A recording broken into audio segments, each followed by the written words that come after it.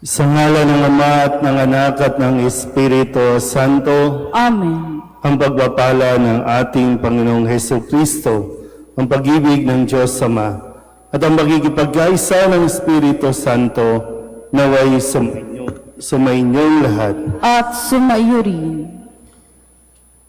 Mga kapatid, aminin natin ang ating mga kasalanan upang tayo'y maging marapat gumanap sa banal na pagdiriwang. Inaamin ko sa mga pangyarihang Diyos at sa inyo mga kapatid na lubha ako nagkasala sa isip, sa salita at sa gawa at sa aking pagkukulang.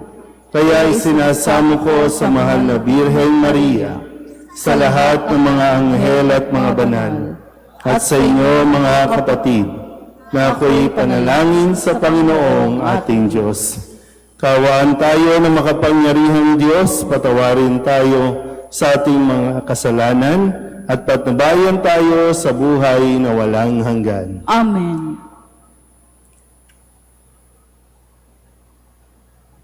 Kyrie.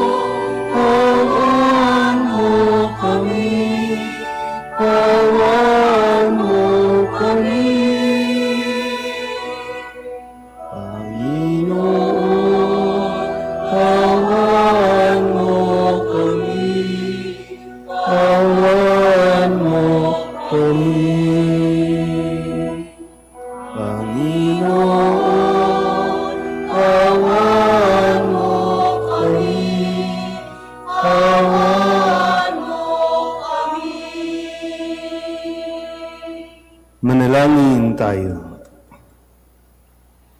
Ama naming makapangyarihan, pakundangan sa pagpapakumbaba ng anak mong masunurin, ibinangon mo sa pagkadapa ang sangkatauhang masuwayin. Ipagkaloob mo sa amin ang banal na kagalakan upang kaming sinagip mo sa kaalipinan ay magkamit ng iyong ligayang walang katapusan sa pamamagitan ni Jesucristo kasama ng Espiritu Santo magpasawalang hanggan. Amen.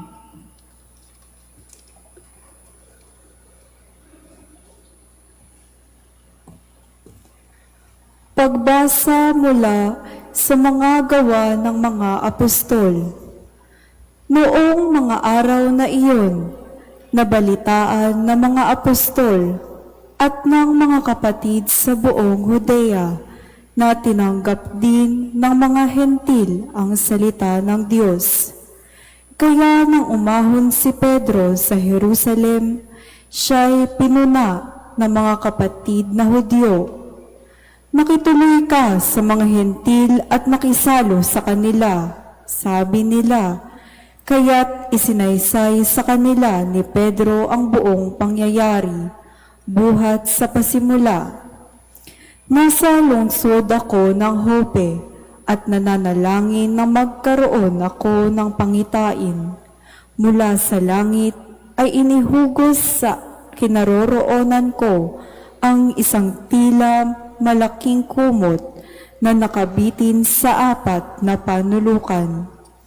Pinagmasdan ko itong mabuti at nakita ko roon ang lahat ng uri ng hayop, lumalakad at gumagapang sa lupa, pati maiilap at mga lumilipad sa himpapawid.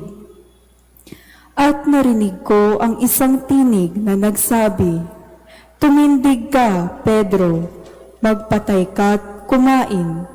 Subalit sinabi ko, hindi ko po magagawa iyon, Panginoon. Hindi ako kumakain ng anumang bagay na itinuturing na marumi o di karapat-dapat. Muli kong narinig ang tinig mula sa langit. Huwag mong ituring na marumi ang mga nilinis ng Diyos. 3 ulit na nangyari ito. Pagkatapos ay binatak na pataas sa langit ang bagay na iyon. Nang sandali ring iyon, dumating sa bahay na tinutuluyan ko ang 3 lalaking sinugo sa akin buhat sa Cesarea. Sinabi sa akin ng Espiritu na huwag akong mag-atubiling sumama sa kanila. Sumama rin sa akin ang 6 na kapatid na ito at pumasok kami sa bahay ni Cornelio. Isinalaysay niya sa amin na nakakita siya ng isang anghel na nakatayo sa loob ng kanyang bahay at sinabi sa kanya, "Magpasugo ka sa Jope at ipasundo mo si Simon na tinatawag ding Pedro. Sasabihin niya sa iyo ang tungkol sa ikaliligtas mo at ng iyong sambahayan."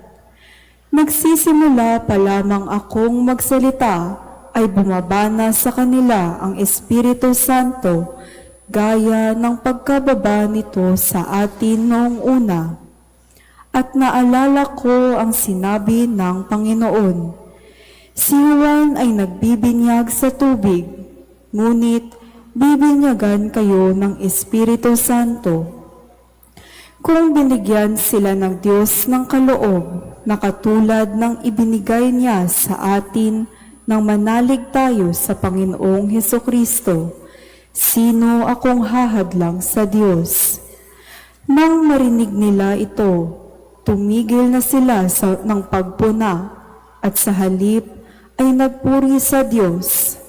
Kung gayon, sabi nila, ang mga hentil may binigyan din ng pagkakataong magsisit magbagong buhay upang maligtas. Ang salita ng Diyos. Salamat sa Diyos. Aking kinasasabikan ang Diyos na nabubuhay. Aking kinasasabikan ang Diyos na nabubuhay. Kung paanong yaong batis ang hanap ng isang usa, gayon hinahanap ang Diyos ng uhaw kong kaluluwa. Aking kinasasabikan ang Diyos na nabubuhay. Nananabik ako sa Diyos, Diyos na buhay, walang iba. Kailan kaya maaring sa harap mo ay sumamba? Aking kinasasabikan ang Diyos na nabubuhay. Ang totoo at ang liwanag, buhat sa iyo ay pakamtan, upang sa Siyon ay mabalik sa bundok mong dakong banal, sa bundok mong pinagpala at sa templo mong tirahan. Aking kinasasabikan ang Diyos na nabubuhay. Sa dambana mo, O Diyos, ako naman ay dudulog. Yamang galak at ligaya ang sa aki iyong dulot. Sa saliw ng aking alpay, magpupuri akong lubos. Buong lugod na aawit ako sa Diyos na aking Diyos. Aking kinasasabikan ang Diyos na nabubuhay.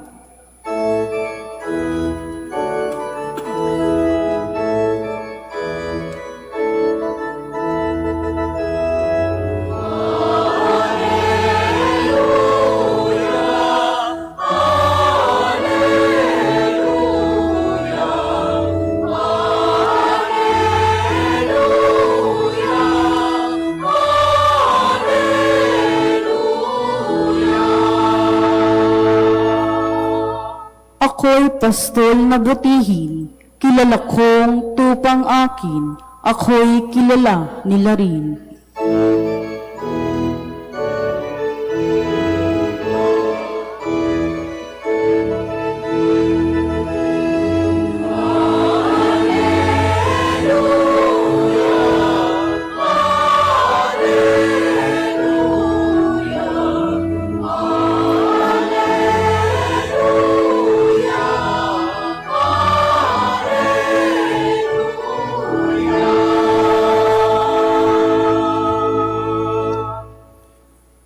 Sumainyo ang Panginoon. At sumaiyo rin. Ang mabuting balita ng Panginoon ayon kay San Juan. Papuri sa iyo, Panginoon.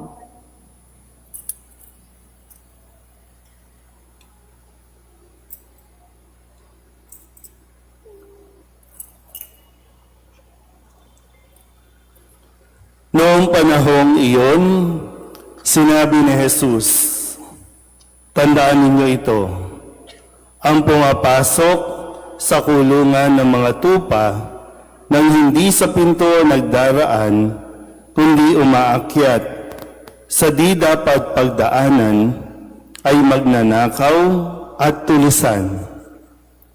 Ngunit ang nagdaraan sa pintuan ay siyang pastol ng mga tupa.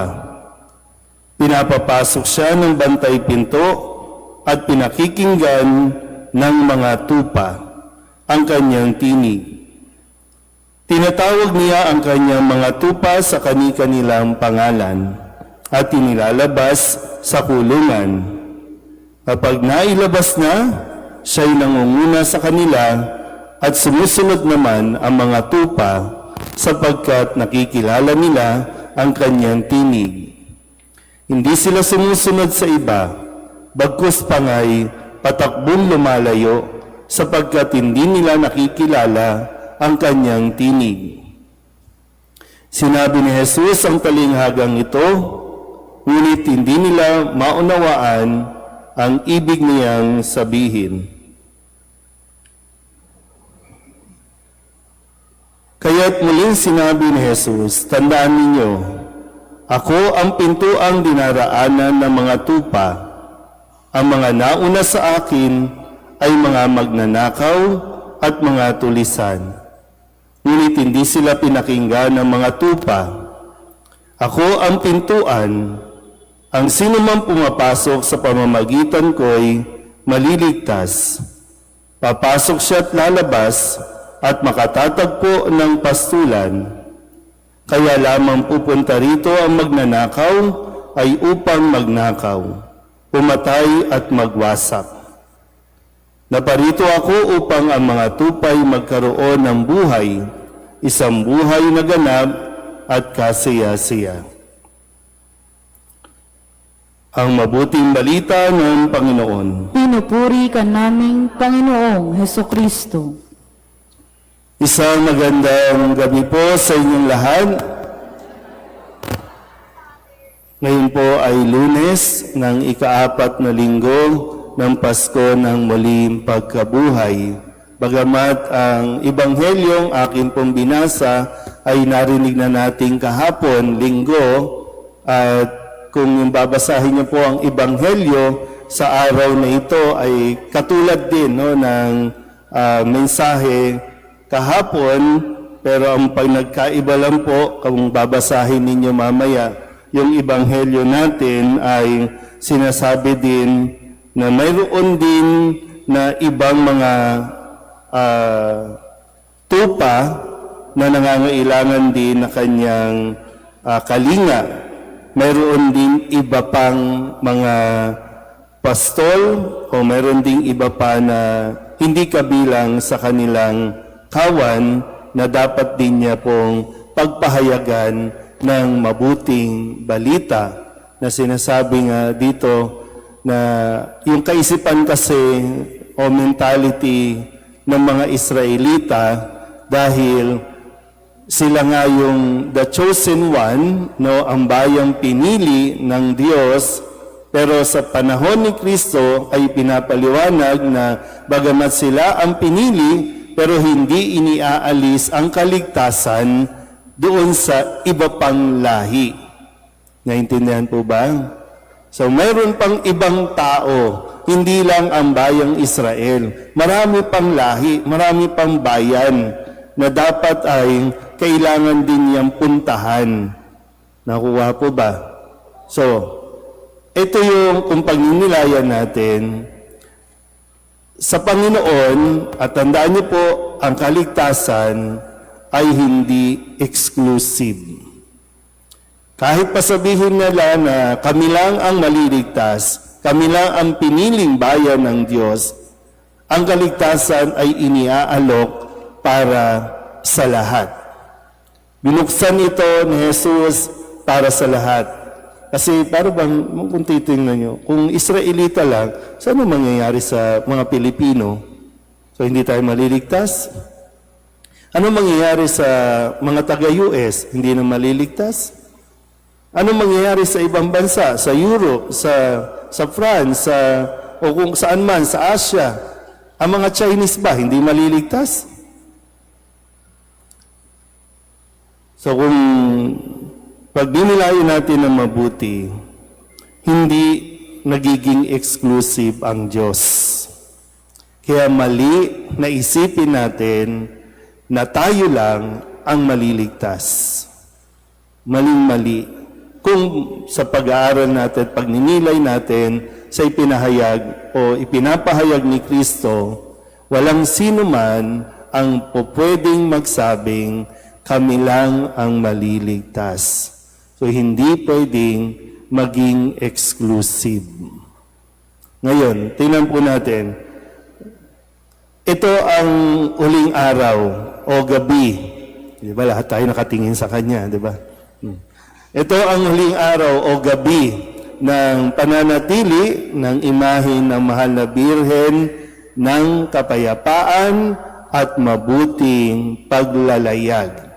Pwede bang palapakan natin ang Panginoon?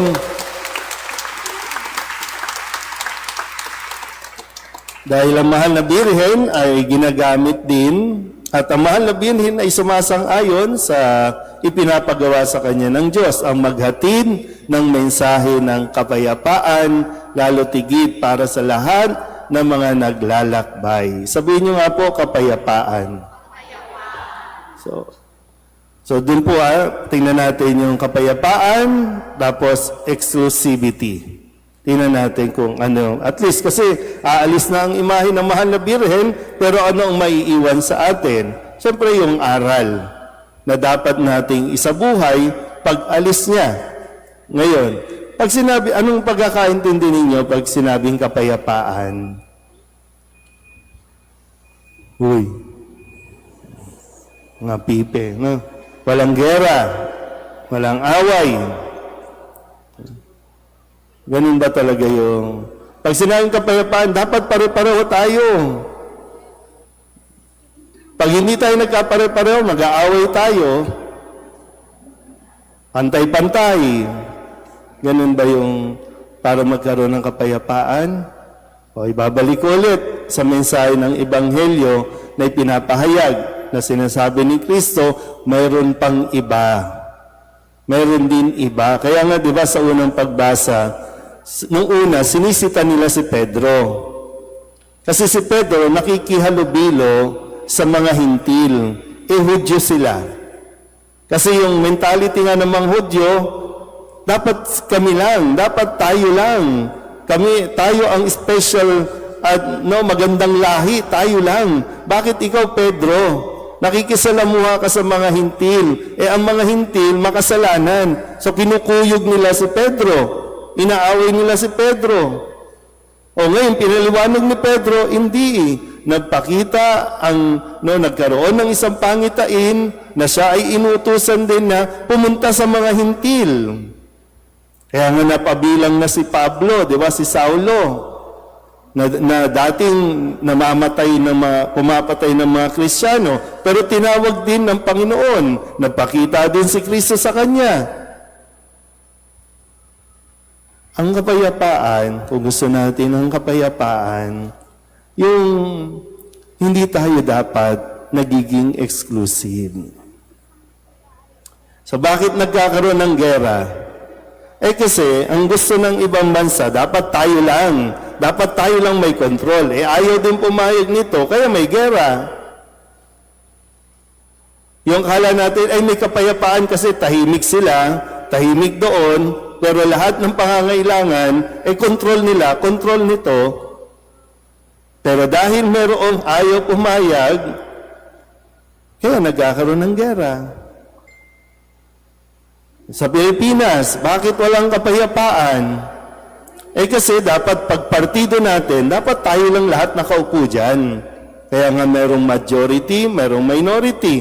At hindi sila magkaintindihan kasi kontrahan ng kontrahan. Sa simbahan, sa mga organisasyon, bakit nawawala ang kapayapaan? Kasi dapat grupo lang namin ito. Grupo niyo yan, grupo na. Kapag mayroong nakita, ay nako, ito pa nga, di ba? Pag may nakitang picture, nag-post, bakit kasama siya doon? Bakit nandoon niya? Gera na. Kasi hindi siya dapat makihalubilo sa iba. Pag Nazareno, hindi dapat sumama sa DMI. Tama ba? Ba't nandun yung choir? Yung choir, dapat pag, ano ba mga ang dami kasing choir. Anong choir ngayon? Santo Niño, no? Pag Santo Niño, bakit may nakikihalong hindi Santo Niño dyan? Kaya yung grupo nila, ay kukuyugin yan, mag-aaway yan, sisitahin yan. Kaya walang kapayapaan. Kasi ang akala natin, para may kapayapaan, huwag kang sumama sa iba. Huwag kang mag-join, huwag kang mag-participate. Kaya nga, minsan kapag may mga gawain tayo, para bang nagiging exclusive tayo. Kung kanino lang, kanino ba ang... sino ba ito? Ano ba? Sino ba ito? ang mahal na biro ng Antipolo, sino ba in charge yan? Kaya, siya pala Huwag natin tulungan. Siya pala Naintindihan ba? Mahal na Birhen ng kapayapaan at mabuting paglalayag. Kaya, di ba? Yung pagtanggap sa iba. Yung pagkilala sa iba. Okay lang, di ba? Huwag kang ma-insecure. Sige nga, sabihin nga sa katabi, huwag kang insecure. Isa kasi pa nagsisimula yun, di ba, pag nagkakaroon insecurity, di ba, ay, membro ko yan, bakit nandiyan yan? Bakit sumasama yan? Hindi pwede Bakit nakikikain yan sa party ni Sister Sally? Nag-birthday na nga. Di ba? Nanay Inding, di ba? Yung gano'n na hindi natin napapansin, nagiging exclusive tayo. Kaya nawawala ang kapayapaan sa paglilingkod natin sa simbahan, maging sa simbahan. May competition ba sa pagpapahayag ng kaligtasan? May paramihan ba na, sino ba mga nandi dito, na CYM, no? Lahat ba ng CYM maliligtas? Lahat ba ng Legion of Mary, kayo lang ang maliligtas? DMI. Elector, lahat ba? Parang gano'n, di ba? Kayo lang ba ang gusto niyo ba kayo lang ang maligtas? Gusto niyo ba kayo lang ang number one? Kayo lang ang masipag? Gusto niyo ba kayo lang ang talagang spotlight? Yan. So, yun yung mga bagay na kailangan natin mapagnilayan. Kasi si Kristo, lahat kasali. Para kay Kristo, lahat kailangan at dapat mailigtas. Hudyo man o Hintil. Samaritano man o Hudyo. Lahat yan gusto ni Kristo. Kaya nga ang bilin ni Kristo, di ba? Humayo kayo. Nung bago siya, sa susunod na mga linggo, yung pag-akyat na ni Jesus sa langit at ang ibibili, humayo kayo sa buong mundo. Ipahayag ninyo ang mabuting balita. Binyagan sila sa ngalan sa lahat. Sa lahat ng makakarinig, sa lahat ng mga tatanggap at sasampalataya. So iwasan yung pagiging tayo lang. iwasan yung kami lang. Kasi isang simbahan lang naman tayo eh, di ba? Unless gusto nyo bang magkanya-kanyang simbahan, mahirap yun. Dito nga, hirapan tayong maghanap ng donation eh. Gagawa pa kayo ng simbahan. So, di ba? Iba-iba, pero nagkakaisa. Hindi yung pagkakaisa dahil dapat pare-pareho, hindi ganun. Iba-iba, pero nagkakaisa. Kasi iba-iba din naman yung karisma, yung charism na binigay. Iba-iba din ang Espiritu Santo na magbigay ng regalo sa atin, ng biyaya. Kung tininyo ang katabi ninyo, mataba kaysa sa'yo. Iba-iba. Yeah. So sana po, no, makita natin na sa ganun, yung mensahe ng Mahal na Birhen ng kapayapaan. Kasi kailangan, kung tayo nasa simbahan, gulo-gulo na, paano natin ipapahayag ang kapayapaan paglabas dyan sa simbahan?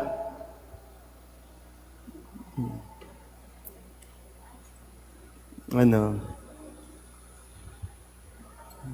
Ang sarap nyo rin kasing anuhin, no? Pero, di ba, napakaganda ng mensahe. Sino ba mga nagpa-fashion show sa mga sakristan natin, no? Maya't maya pumapasok, lalabas, pasok. Yan, mohas. Wow, the best. Diba? So, iiwanan, aalis ang Mahal na Birhen ng Antipolo, pero iiwan niya ang aral na kanya rin namang natutunan sa ating Panginoong Hesukristo. Siya na nga yan, nanay na nga yan, di ba? Nanay na ni Jesus yan. Di ba? Pero lahat, ini-welcome. Lahat pinupuntahan ng Mahal na Birhen.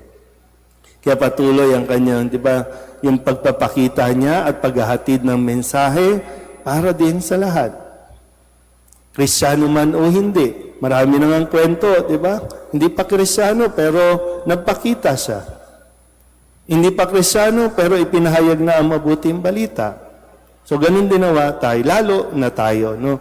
Na mga nabinyagan at Kristiyanong tinuturing, sana po ma-break natin yung pagiging exclusive natin at i-welcome natin ang bawat isa.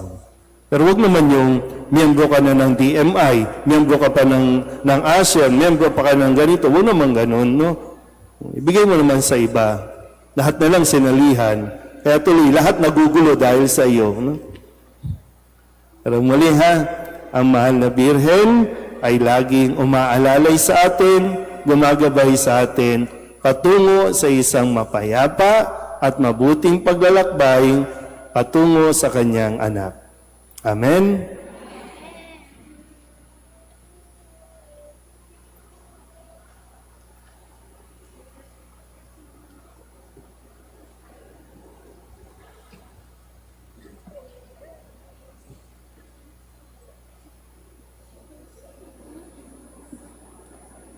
Pinagkakalooban ang Panginoon ang mabuting pastor na nakakakilala sa mga kabilang sa kanyang kawan sa kani-kanilang pangalan. Ialay natin ang ating mga panalangin sa Diyos na taglay ang pagtitiwala sa kanyang pag-ibig sa atin. Ang ating itutugon, Panginoon, dinggin mo ang aming panalangin. Panginoon, dinggin mo ang aming panalangin. Ang Santo Papa, ang pastol na hinirang ng Diyos, naway gabayan tayo sa matuwid na daan. Manalangin tayo sa Panginoon. Panginoon, dinggin mo ang aming panalangin. Ang mga mananampalatayang Kristiyano, naway maging iisang kawan na nasa pangangalaga ng iisang pastol. Manalangin tayo sa Panginoon. Panginoon, dinggin mo ang aming panalangin. Ang mga kabataan, naway magkaroon ng buhay at lubos na magkaroon nito sa pamamagitan ng katapatan sa mabuting pastol. Manalangin tayo sa Panginoon. Panginoon, dinggin mo ang aming panalangin. Ang mga may sakit at mga nagdurusa, naway magtiwala kay Jesus, ang mabuting pastol, na dumating upang iligtas ang mga nawawalang tupa. Manalangin tayo sa Panginoon Panginoon, dinggin mo ang aming panalangin. upang mamayani ang kapayapaan sa gitnang silangan at sa buong mundo at ipag-alya nawa ang sangkatauhan sa karahasan, kasakiman at pang-aabuso ng kapangyarihan na nagdudulot ng paghihirap at kamatayan sa marami. Manalangin tayo sa Panginoon Panginoon, dinggin mo ang aming panalangin. upang ang lahat ng mga nagdurusa dahil sa kalupitan ng digmaan ay taglian ng makaranas ng kapayapaan at mabuhay ng may kapanatagan at kalayaan. Manalangin tayo sa Panginoon Panginoon, dinggin mo ang aming panalangin. upang ang ating mga kabataan ay pagkalooban ng Espiritu Santo ng karunungan at lakas ng loob upang makita nila at makatugon sila sa iba't ibang tawag ng paglilingkod sa simbahan, lalo na sa paglilingkod bilang mga pari, mga rehelyoso at rehelyosa. Manalangin tayo sa Panginoon. Panginoon, dinggin mo ang aming panalangin. Ang mga yumao naway makapasok sa pintuan ng kulungan ng mga tupa at magdiwang kasama ng pastol at bantay ng kanilang mga kaluluwa. Manalangin tayo sa Panginoon. Panginoon, dinggin mo ang aming panalangin. Dulugin natin sa Panginoon ang ating mga personal na kahilingan at mga panalangin para sa ating mga pamilya, kasama din ang mga kahilingan ng mga nanonood sa online. Lahat ng mga misang pasasalamat, special na intensyon, agarang paggaling ng mga may sakit, pang lahat ng mga kaluluwa na inihiling na ipagdasal sa misang ito.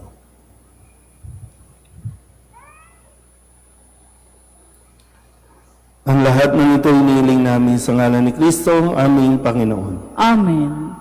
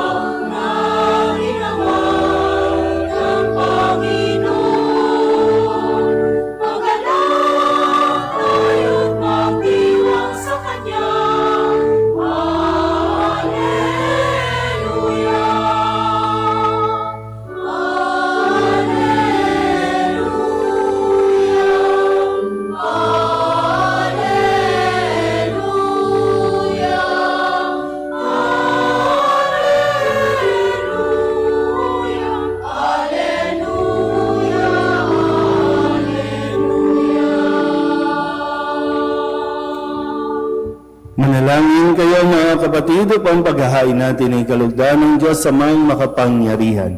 Tanggapin nawa ng Panginoon itong paghahain sa iyong mga kamay, sa kapurihan niya at karangalan sa ating kapakinabangan at sa buong sambayanan niyang banal. Ama naming lumikha, tanggapin mo ang mga alay ng iyong sambayanang natutuwa. Ang pagkabuhay ng iyong anak na niloob mo ang aming ikatuwa ngayon ay papagbungahin mo ng galak na mananatili sa amin habang panahon sa pamamagitan niya kasama ng Espiritu Santo magpasawalang hanggan. Amen. Sumainyo ang Panginoon. At sumayuri. Itaas sa Diyos ang inyong puso at diwa. Itinaas na namin sa Panginoon. Pasalamatan natin ang Panginoong ating Diyos. Marapat na siya ay pasalamatan. Ama naming makapangyarihan, tunay ngang marapat na ikaw ay aming pasalamatan. Ngayong ipinagdiriwang ang paghahain ng Mesiyas, ang maamong tupa na tumubos sa aming lahat. Siya'y talagang maaasahan at ang katapatan niya sa pananagutan ay siyang bumago sa dating pamumuhay sa sangkatauhan na mihasa sa pagkasalawahan. Ang dangal ng tao ay ganap na itinampok upang mamana namin sa pakikipagkapatid kay Jesus. Kaya kaysa ng mga anghel na nagsisiawid ng papuri sa iyo na walang humpay sa kalangitan, kami nagbubuni sa iyong kadakilaan.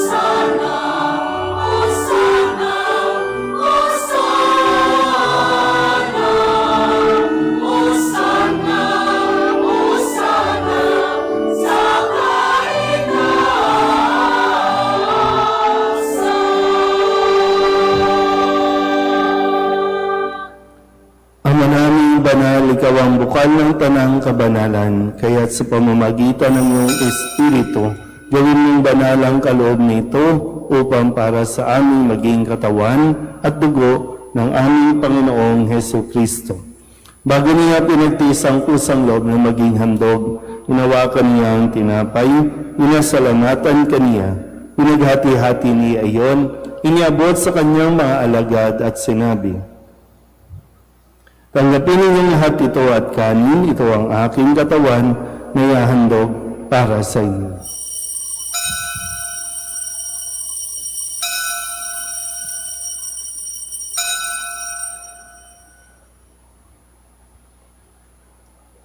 Gayun din naman nang matapos ang hapunan, hinawakan niya ang kalis, muli kaniyang pinasalamatan, iniabot niya ang kalis sa kanyang mga alagad at sinabi, "Tanggapin ninyong lahat ito at inumin. Ito ang kalis ng aking dugo ng bago at walang hanggang tipan.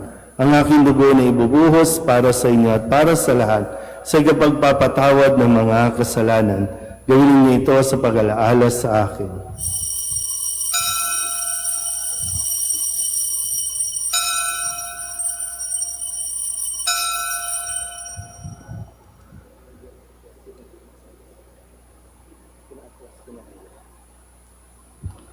Ipagbuni natin ang misteryo ng pananampalataya.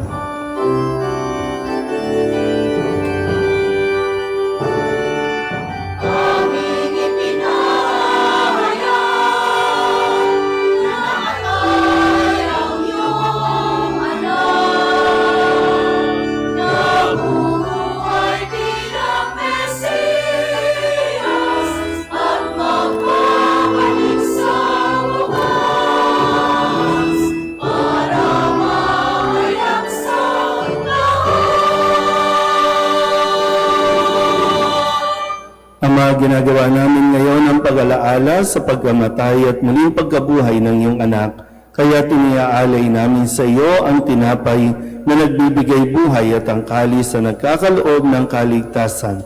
Kami nagpapasalamat dahil kami iyong minarapat na tumayo sa harap mo para maglingkod sa iyo. Isinasamo namin kami magsasalo-salo sa katawan at dugo ni Kristo ay nabuklod sa pagkakaisa sa pamamagitan ng Espiritu Santo. Ama, lingapin mo ang iyong simbahang laganap sa buong daigdig. Puspusin mo kami sa pag-ibig kaysa ni Leon na aming Papa at ni Jose na aming Obispo at ng Tanang Kaparian. Alalahanin mo rin ang mga kapatid naming nahimlay na may pag-asang sila'y muling mabubuhay, gayon din ang lahat ng mga pumanaw. Kawaan mo sila at patuloyin sa iyong kaliwanagan. Kawaan mo at pagindapatin kaming lahat na makasalo sa iyong buhay na walang wakas. Kaysa ng mahal na Birhen Maria na ina ng Diyos, ng kabiyak ng puso niyang si San Jose, kaysa ng mga apostol at ng lahat ng mga banal na namuhay dito sa daigdig ng kalugod-lugod sa iyo, na ipagdiwang nawa namin ang papupuri sa ikararangal mo sa pamamagitan ng iyong anak na aming Panginoong Heso Kristo. Sa pamamagitan ni Kristo, kasama niya at sa Kanya, ang lahat ng parangal at papuri ay sa iyo, Diyos Amang makapangyarihan, kasama ng Espiritu Santo, magpasawalang hanggan.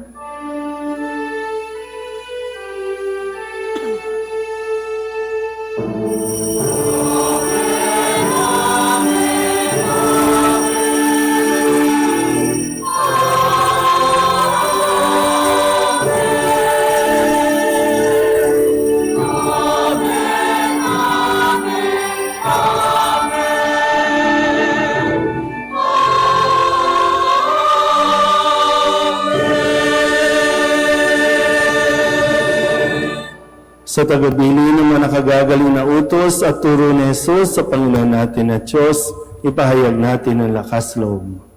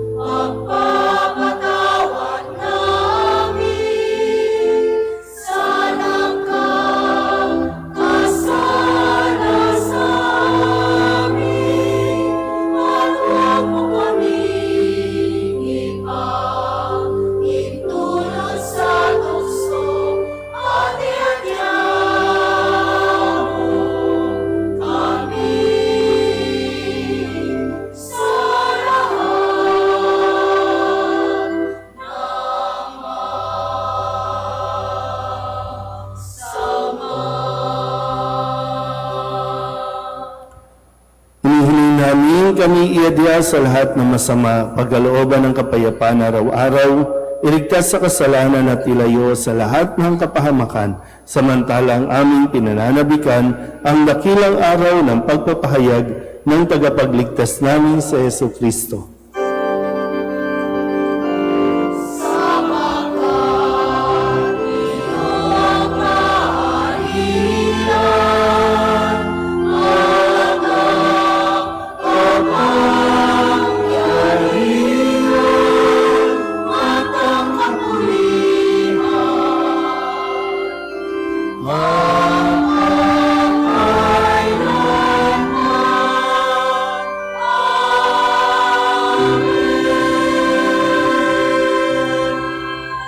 Panginoong Heso Kristo, sinabi mo sa iyong mga apostol, kapayapaan ang iniiwan ko sa inyo, ang aking kapayapaan ang binibigay ko sa inyo.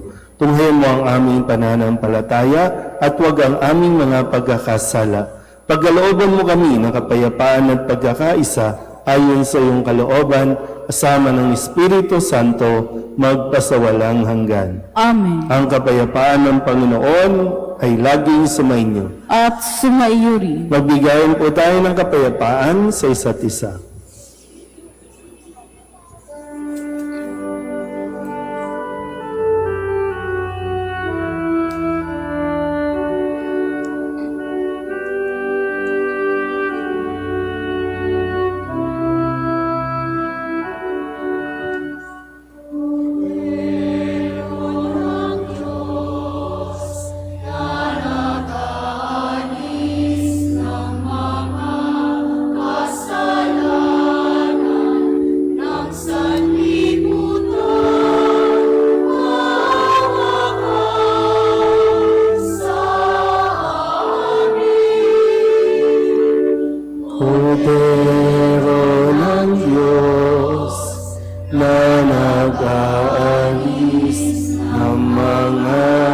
kasalanan ng sanlibutan.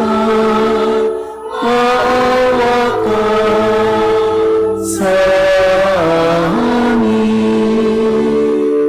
Kordero ng Diyos na nag-aalis ng mga kasalanan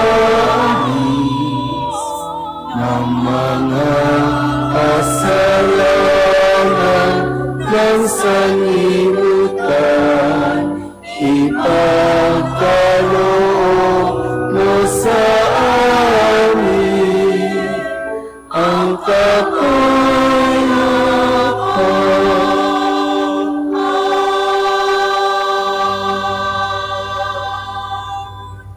Ito ang kordero ng Diyos.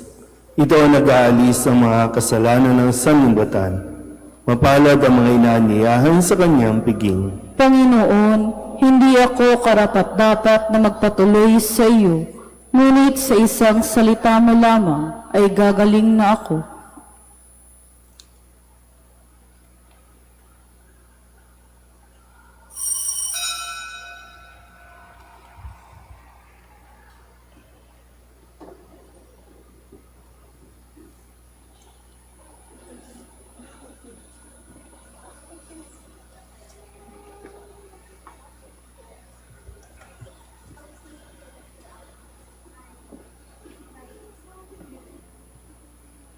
Magsiluhod po ang lahat. Panalangin kay San Jose, abang tagapangalaga ng tagapagligtas, kabiyak na puso ng mahal na Birheng Maria. Sa iyo'y pinagkatiwala ng Diyos ang kaisa-isa niyang anak. Sa iyo nagtiwala si Maria. Sa piling mo, si Kristo'y naging tao. Maging ama ka rin sa amin, pinagpalang Jose, at gabayan mo kami sa landas ng buhay. Ihingi mo kami ng biyaya, awa at tapang, at ipagtanggol kami sa lahat ng masama. Amen. Magsitayo na po ang lahat. Manalangin tayo. Ama naming mapagmahal, tunghayan mo at lingapin ang iyong sambayanan na minarapat mong makinabang sa piging na pang magpakailanman. Ipagkaloob mong kami maluwalhati makarating sa pagkabuhay na magtatampok sa amin sa iyong piling sa pamamagitan ni Jesucristo kasama ng Espiritu Santo magpasawalang hanggan. Amen. Pagkatapos po ng pagbabasbas, bibigyan pa namin po ng konting panahon para sa mga nais po na idulog ang kanilang pasasalamat at mga kahilingan sa mahal na Birhen.